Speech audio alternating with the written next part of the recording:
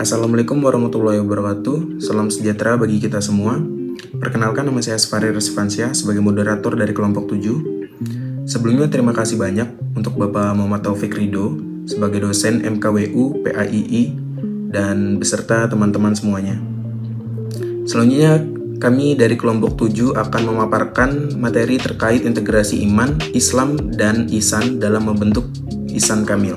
Oke, di sini saya akan menjelaskan tentang pengertian iman. Ya, kalau kita dengar kata iman, pasti kita udah terbenak. Iman itu apa sih gitu? Iman adalah suatu kepercayaan. Ya, dalam bahasa Arab, amana yu'minu iman artinya percaya. Ya, di sini secara terminologi menurut jumhur ulama, iman adalah at-tasdiqu bil qalbi, al-qaul bil lisan, wal amalu bil arkan. Ya, yang artinya membenarkan dalam hati, mengucapkan dalam lisan, dan melakukan dengan perbuatan. Iman sendiri sebenarnya adalah sebuah pembuktian terhadap penyerahan diri kepada Allah Subhanahu wa taala sebagai pencipta sekaligus penguasa mutlak semesta alam. Ya, Allah berfirman dalam surat Al-Hujurat ayat 14 yang berbunyi, A'udzubillahi minasyaitonirrajim. Qalatil a'rabu amanna قل لم تؤمنوا ولكن قولوا أسلمنا ولما يدخل الإيمان في قلوبكم وإن تطيعوا الله ورسوله لا يلتكم من أعمالكم شيئا إن الله غفور رحيم. Sadaqallahul Adzim. Ya, artinya orang-orang Arab Badui berkata, kami telah beriman. Katakanlah kepada mereka, kamu belum beriman, tetapi katakanlah, kami telah tunduk Islam, karena iman belum masuk ke dalam hatimu. Dan jika kamu taat kepada Allah dan Rasul-Nya, dan tidak akan mengurangi sedikit pun pahala amal perbuatanmu, sungguh Allah Maha Pengampun, lagi Maha Penyayang. Pengertian Islam. Seperti yang kita ketahui bahwasanya agama Islam adalah agama yang diturunkan oleh Allah Subhanahu wa taala untuk semua umat manusia melalui Rasul-Rasulnya. Di dalam agama Islam berisi hukum-hukum yang mengatur suatu hubungan manusia dengan Allah Subhanahu wa taala, manusia dengan manusia, dan juga manusia dengan alam semesta. Agama yang diturunkan Allah Subhanahu wa taala ke muka bumi adalah agama yang sebenar-benarnya. Agama dari semua agama yang ada, dan agama tersebut mengajarkan suatu kebajikan dan menjauhi yang munkar, yaitu agama Islam. Dalam Al-Qur'an Al-Imran ayat 104 Allah berfirman, wal takum minkum ummatu yad'unal ilal khairi wa yanmuruna bil ma'rufi wa yanhauna bil munkar wa ulaika humul muflihun. Artinya, dan hendaklah di antara kamu ada segolongan orang yang menyuruh kepada kebajikan, menyuruh berbuat yang ma'ruf, dan mencegah dari yang munkar, dan mereka itulah orang-orang yang beruntung. Nah, tadi kita udah ngebahas tentang ihsan kamil, Islam, iman, dan ihsan. Sekarang aku mau ngasih tahu nih, salah satu cara agar tercapainya ihsan kamil adalah lewat pendidikan Islam. Pendidikan Islam merupakan suatu proses pembentukan individu berdasarkan ajaran Islam yang diwahyukan Allah Subhanahu wa taala. Menurut Abrasyi, tujuan pendidikan Islam itu ada 4. Yang pertama, mengarahkan manusia untuk menjadi khalifah Allah dengan sebaik-baiknya di muka bumi. Kedua, untuk mengarahkan manusia agar melaksanakan tugas kekhalifahannya di muka bumi dengan ikhlas dan beribadah kepada Allah Subhanahu wa taala sehingga apa yang dikerjakannya itu terasa ringan. Ketiga, mengajarkan manusia untuk berakhlak mulia dan mengarahkan segala potensi akal, jiwa, dan jasmaninya untuk mendukung tugasnya sebagai khalifah di bumi. Keempat, untuk mencapai kebahagiaan di dunia dan akhirat. Sesuai dengan tujuan diciptakannya manusia dalam Quran Surat Az-Zariyat ayat 56, A'udzu billahi minasyaitonir rajim. Wa ma khalaqtul jinna wal insa illa liya'budun. Dan tidaklah aku menciptakan jin dan manusia agar mereka beribadah. Dari ayat tadi bisa kita lihat bahwa tujuan yang hendak dicapai dari setiap muslim adalah untuk beribadah kepada Allah.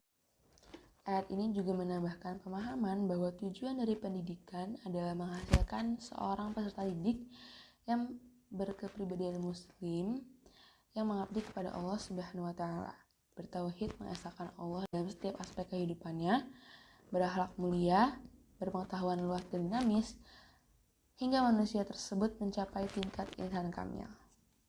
Baiklah, saya akan menjelaskan tentang pengertian insan kamil.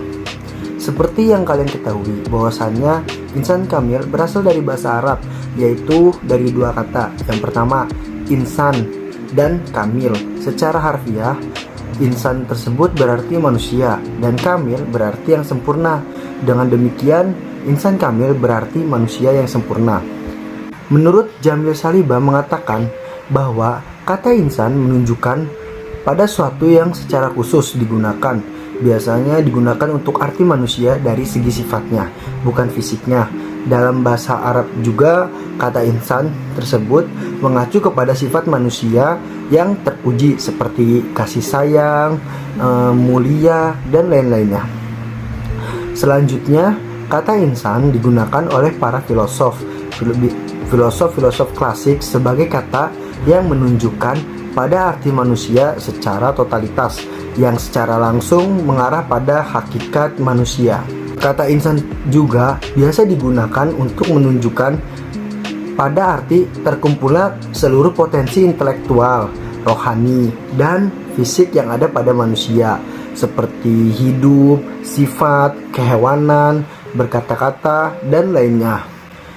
Adapun kata kamil dapat pula berarti suatu keadaan yang sempurna dan digunakan untuk menunjukkan pada sempurnanya zat sifat, dan hal itu juga biasa terjadi melalui terkumpulnya sejumlah potensi dan kelengkapan seperti ilmu dan sekalian sifat yang baik lainnya. Pembagian insan kamil. Di sini pembagian insan kamil ini ada 3 macam. Yang pertama ada tingkat permulaan, yaitu al-bidayah. Kemudian tingkat pertengahan yaitu at-tawassut, dan tingkat akhir yaitu al-khitam. Di tingkat permulaan al-bidayah ini, insan kamil bisa mengaktualisasikan, dapat merealisasikan nama-nama Allah dan sifat ketuhanan yang ada pada Allah Subhanahu wa taala.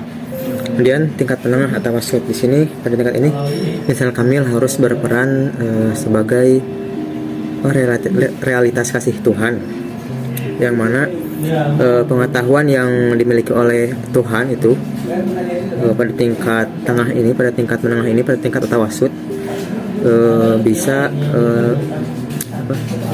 meningkatkan pengetahuan manusia. Kemudian yang terakhir tingkat al-khitam, yang terakhir, yang mana pada tingkat al-khitam ini dapat merealisasikan citra Tuhan, serta dalam insan kamil bisa terjadi hal-hal yang di luar akal manusia gitu, yang biasa disebut dengan karomah.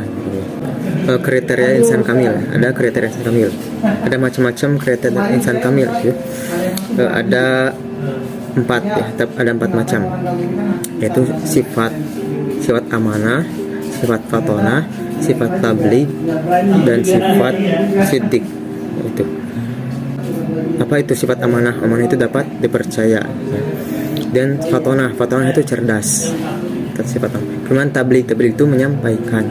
Kemudian amanah, fatonah, tabligh, siddiq. Siddiq itu adalah jujur, sifatnya jujur. Ini kriteria insan kamil yang harus dimiliki oleh insan kamil. Dari itu ciri-cirinya ya, ciri-ciri dari insan kamil. Ciri-ciri dari insan kamil itu ada bermacam-macam. Yang pertama itu akalnya berfungsi, akalnya dapat berfungsi secara optimal. Dan kedua, intuisinya berfungsi. Kemudian yang ketiga mampu menciptakan budaya. Kemudian yang keempat, dapat menghiasi diri dengan sifat ketuhanan. Kemudian yang terakhir yaitu berakhlak mulia. Di sini saya akan membahas mengenai pengertian dari pendidikan. Pendidikan menjadi salah satu aktivitas pengembangan diri manusia. Aktivitas ini sangat diharapkan memberi pengalaman dan perubahan dalam diri manusia. Pendidikan itu dibentuk sebagai usaha membimbing dan mengembangkan pribadi manusia dari berbagai macam aspek, terutama aspek rohani maupun aspek jasmani. Sementara untuk hal tersebut, pendidikan Islam merupakan proses pembentukan individu berdasarkan ajaran Islam yang diwahyukan Allah. Wahyu tersebut diberikan dari Allah kepada Nabi Muhammad SAW. Proses ini dibentuk agar dapat mencapai derajat yang tinggi sehingga mampu menunaikan tugasnya sebagai khalifah di muka bumi. Pendidikan Islam sendiri menempatkan manusia sebagai makhluk ciptaan Allah. Hidup dan kehidupannya diikat oleh nilai-nilai yang terkandung dalam hakikat penciptanya. Jadi, apabila menjalani kehidupan, sikap dan perilakunya sejalan dengan hakikat tersebut, maka manusia akan mendapatkan kehidupan yang bahagia dan bermakna. Sebaliknya, apabila tidak sejalan atau bertentangan dengan prinsip tersebut, maka manusia akan menghadapi berbagai macam permasalahan yang rumit. Terus apabila tidak diselesaikan, akan membawa kepada kehancuran itu sendiri. Berdasarkan perkataan Abrashi dalam buku Dasar-Dasar Pendidikan Islam, beliau mengemukakan bahwa masuk dari pendidikan merupakan mendidik akhlak dan jiwa, di mana itu ditanamkan rasa keutamaan dan mempersiapkan peserta didik untuk kehidupan yang suci, dengan keseluruhannya ikhlas dan jujur. Tujuan pendidikan Islam yang pertama ialah mengarahkan manusia untuk menjadi khalifah di muka bumi ini dengan sebaik-baiknya, yaitu melaksanakan tugas-tugas mengelola dan memakmurkan muka bumi ini sesuai dengan kehendak Allah. Yang kedua, mengarahkan manusia agar seluruh tugas kekhalifahannya di muka bumi ini dapat dilaksanakan dalam rangka beribadah kepada Allah, sehingga tugas tersebut dapat terasa ringan untuk dikerjakan.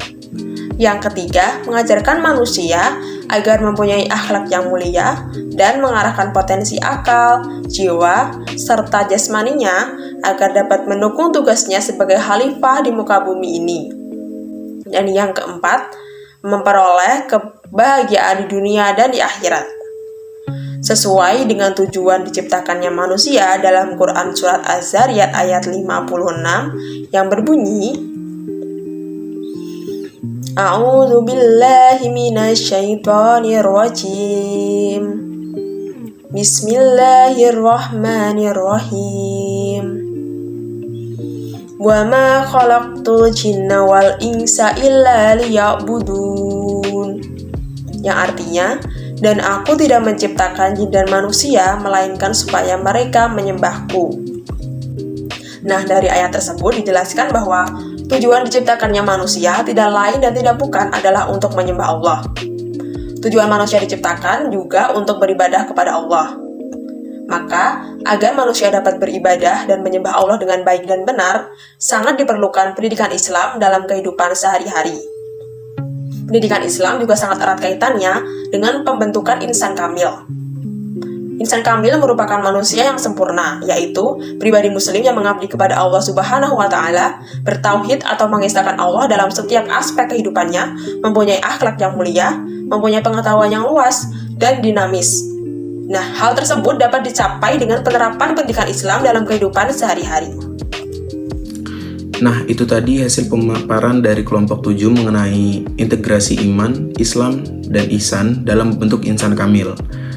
Diharapkan untuk teman-teman bisa mengimplementasikan dan juga bisa bermanfaat untuk teman-teman dalam kehidupan sehari-hari tentunya.